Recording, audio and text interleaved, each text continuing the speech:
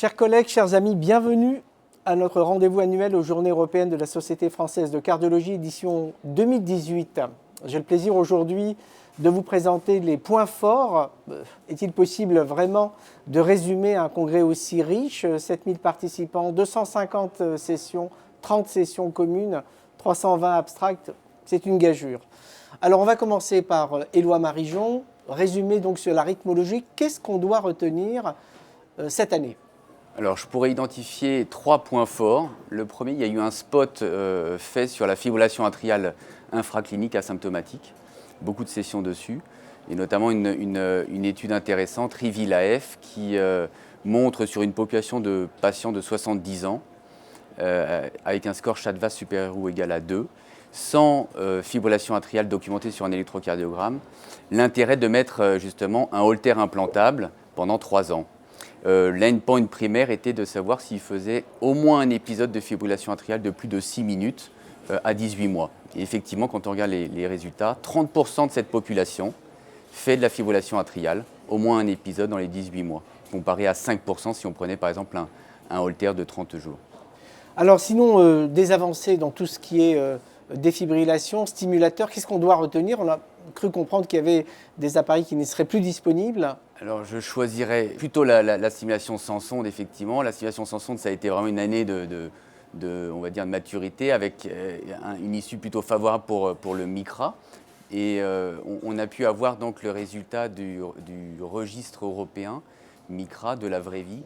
Et on a eu des résultats impressionnants, puisqu'on voit bien que la faisabilité et le taux de succès d'implantation est de plus de 99%, et que le taux de complications est plus bas que les complications qu'on avait dans l'étude Princeps MICRA. C'est-à-dire 1,5%, 1,6% de complications avec un suivi de 3 ans. Le point important à retenir, c'est qu'il n'y a pas eu d'infection de l'appareil et il n'y a pas eu, bien sûr, de migration de l'appareil.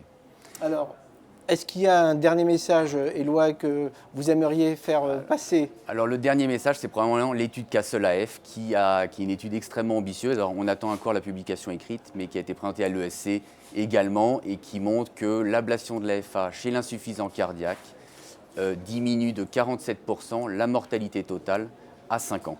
C'est quand même la première étude qui montre l'impact de l'ablation de la fibrillation atriale sur un endpoint aussi fort qui est la mortalité totale. Et alors, rappelez-moi, est-ce que quand même il regardait le retentissement sur les paramètres de remodelage et de fonction dans cette étude en critères secondaires? Il regardait en critères secondaires la fonction ventriculaire gauche également. Ouais. Merci beaucoup, Éloi. Alors, Anne Bernard, bonjour. Aujourd'hui, est-ce que l'on peut considérer que l'imagerie cardiovasculaire multimodale est le nouveau standard? Oui, je crois qu'à l'évidence, oui. C'est vrai que ces dernières années, on l'évoquait à chaque fois un petit peu dans chaque session. Maintenant, c'est ancré. C'est la standardisation des pratiques, notamment pour évaluer les valvulopathies, mais aussi beaucoup de maladies cardiaques, l'échographie cardiaque, mais l'IRM, le scanner, la médecine nucléaire. Chaque modalité a vraiment sa place et c'est l'ensemble de ces modalités qui va permettre d'explorer complètement nos patients et de proposer une prise en charge ou un suivi adapté pour ces malades. Alors, l'imagerie de fusion, est-ce que vous considérez, Anne, qu'aujourd'hui, elle doit s'imposer, par exemple, en salle de cathétérisme? Et puis, est-ce qu'on doit continuer à irradier nos patients avec les conséquences à moyen long terme? Alors oui, c'est une bonne question. C'est vrai qu'avec la prise en charge des valvulopathies en percutanée, les valves, on ne les voit pas en fluoroscopie. Donc la radiation, quelle est la question? On a de très belles images 3D. Mais néanmoins, pour communiquer interventionnel et cardiologue imageur, la fusion de ces deux modalités d'imagerie permettra sans doute de beaucoup moins irradier nos patients en fournissant de meilleures images et de meilleure qualité pour pouvoir guider les procédures. On a été frappé par l'amélioration quand même des images qui ont été montrées à ce congrès, en particulier pour l'imagerie échographique 3D. Est-ce que vous avez l'impression qu'on peut considérer que c'est un standard maintenant? Oui, je crois que maintenant, tous les laboratoires d'écho sont équipés de son 3D, biplan. Le biplan va pour moi avec le 3D, la visualisation 3D, la fusion d'images ensuite, quand on peut avoir la chance d'avoir une salle équipée entièrement, c'est parfait. Mais l'écho 3D, oui, a pris le pas sur beaucoup de choses pour comprendre l'anatomie et visualiser ces valves.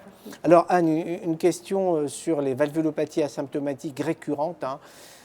sténose aortique comme régurgitation mitrale asymptomatique. Est-ce qu'il y a des progrès au travers des recommandations européennes publiées cette année? Alors, c'est vrai que cette année, c'est la publication des nouvelles recommandations fin 2017 sur les valves. Si on retient pour le RAC asymptomatique, il n'y a pas énormément de changements. Toujours l'épreuve d'effort, bien sûr, pour démasquer. Évaluer des facteurs de risque de progression qui nous feraient envisager une prise en charge chirurgicale de ces malades, une vitesse maximale très élevée, la progression de la valvulopathie, le BNP élevé à plusieurs reprises ou la PAPS, bien sûr. Mais surtout, ce qu'il faut retenir, c'est une surveillance très active de nos patients au sein de réseaux de valves, on va dire, un centre de valves, le cardiologue qui suit habituellement le patient pour apprendre et que le patient connaisse les symptômes de sa pathologie. Ça me semble indispensable à l'heure actuelle quand on voit que dans une étude récente, 48% des patients disent ne jamais avoir été informés des 3 symptômes liés aux progressions d'un rétrécissement aortique asymptomatique.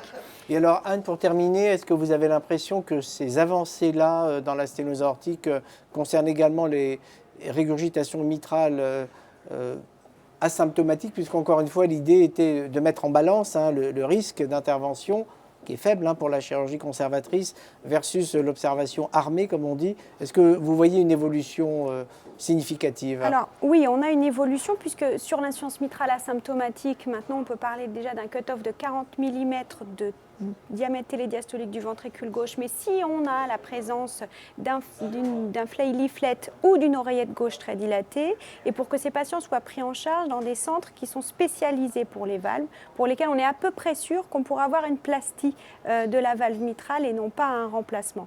Donc ça c'est important, ça veut dire qu'on connaît de mieux en mieux les dommages sur le ventricule gauche, sur l'oreillette gauche aussi, et en amont bien sûr.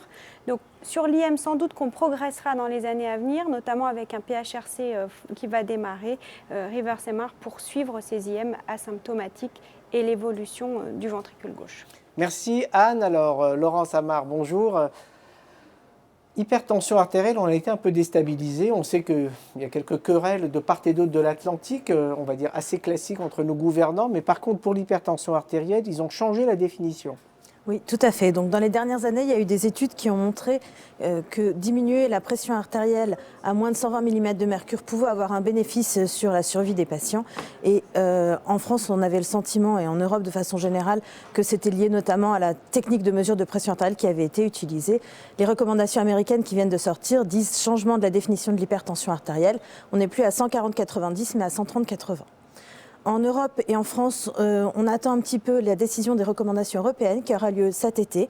On est un peu plus suspect, d'autant plus qu'on est dans une situation actuellement en France où en fait il n'y a que 50% de nos patients qui sont contrôlés si on prend une définition à 140-90. Donc on pense que si on passe à 130-80, on va augmenter le nombre de populations hypertendues. Pour autant, on n'améliorera pas la prise en charge de nos patients. Est-ce qu'il y a un rationnel, Laurence, pour retenir cette valeur seuil de 130-80 par rapport à 140-90? Ça m'a échappé, moi. Donc en fait, il montre dans des revues de la littérature qu'il y a une diminution du risque d'insuffisance cardiaque et d'accidents vasculaires cérébraux si on diminue la pression artérielle de patients à haut risque à moins de 130-80.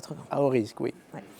Alors pour le vasculaire, on va, si vous voulez bien, Laurence parlait des deux versants, artère puis veine. Alors artère, recommandation européenne 2017.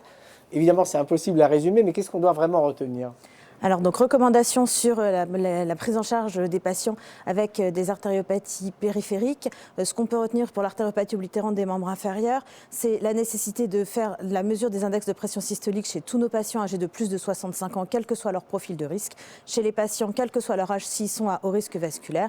Et l'autre chose qui était intéressante, c'est chez les patients qui ont une artériopathie oblitérante des membres inférieurs asymptomatique, statine pour tout le monde. Par contre, on ne donne plus d'antiagrégants plaquettaires en systématique tant que les patients sont totalement asymptomatiques. Laurence, il reste un dernier sujet qui fait l'objet de beaucoup de discussions au quotidien dans nos services. Ce n'est pas tellement le traitement préventif ou curatif de maladies thromboemboliques veineuses, mais c'est la situation particulière des patients porteurs d'un cancer actif ou en tout cas récent.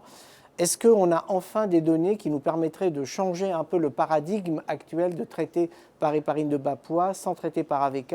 En clair, est-ce que les AOD ont droit de citer maintenant dans cette indication cancer compliqué de maladie thromboembolique veineuse? Donc oui, une grande étude qui a été publiée en 2017, une étude randomisée. Par contre, une étude où les patients n'étaient bien sûr pas en double insu. Héparine de bas poids moléculaire versus anticoagulants directs. Et ce qu'on montre, c'est que les anticoagulants directs sont plus efficaces pour réduire le risque de récidive d'événements thromboemboliques. Par contre, c'est au prix d'une augmentation de risque d'événements hémorragiques. On ne l'attendait pas celui-là, mais là, il est là. Hein. Augmentation du risque hémorragique par rapport à l'héparine de bas poids. L'héparine de bas poids moléculaire, ce qu'on en conclut, c'est de dire qu'il va falloir évaluer le risque hémorragique de nos patients pour voir quels patients vont pouvoir bénéficier des anticoagulants directs versus les héparines de bas poids moléculaire. Oui, la cardio-oncologie encore cette année a beaucoup fait parler d'elle, hein, parce que le versant veineux, le versant artériel, le versant coronaire, le versant rythmologique. Bref, vous l'avez compris, chers amis, toute l'année sera nécessaire pour que sur Cardio Online, vous ayez accès à toutes ces communications richissimes de ce très beau congrès. Éloi, Anne, Laurence, merci infiniment. Merci beaucoup. Merci.